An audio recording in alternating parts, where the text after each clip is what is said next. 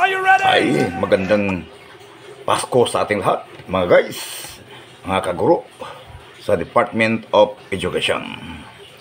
So, ito naman ang ating good news, mga kaguro, na mayroon tayong release order sa ating SRI, the so-called Service Recognition Incentives, mga kaguro. So, mayroon itong tinatawag nating release date. Sa ito pa natin tatalakayin tungkol sa SRI, ang release date, mga kaguro. Narito ang aking introduction.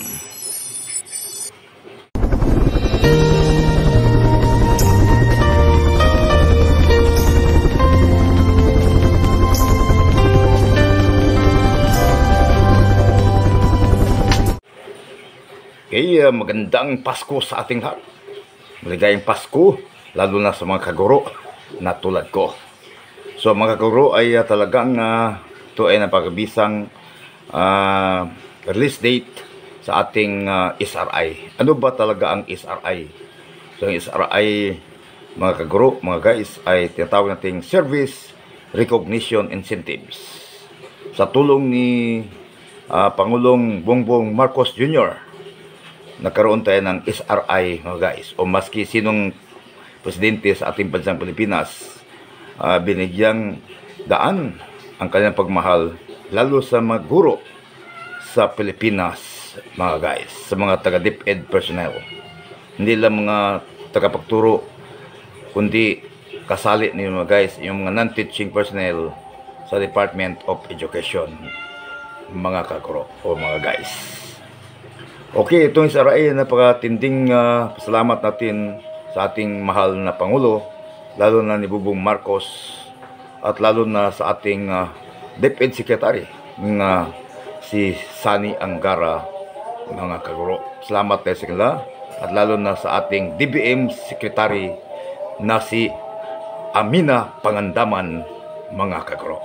So sila ang talagang tumutulong sa mga faculties sa Department of Education para masayahan tayo sa panahon ng Kapaskuhan, mga kaguro.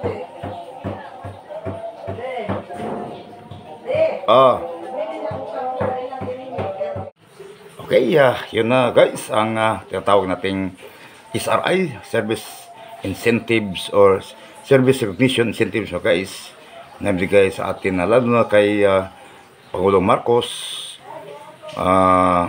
Secretary Sani Angara at DBM Secretary, guys, no other than Amina Pangandaman, no, guys. So makatanggap tayo ng tinatawag ng 20,000 pesos na wala daw taxes ang may kalas, mga guys. Hoping na walang taxes, na buong ang 20,000 para matanggap natin sa mga faculty sa Department of Education this 2024, sa araw before sa Kapaskuhan, mga guys.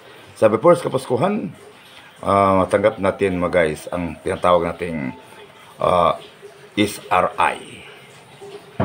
So itong SRI, guys, ay talagang napakabisan. Pasalamat tayo sa Diyos sa mga pambihirang mga busilak ng puso, sa mga Pangulo at sa mga DBM Secretary na talagang nagpasaya sa lahat mga Department of Education faculties and staff.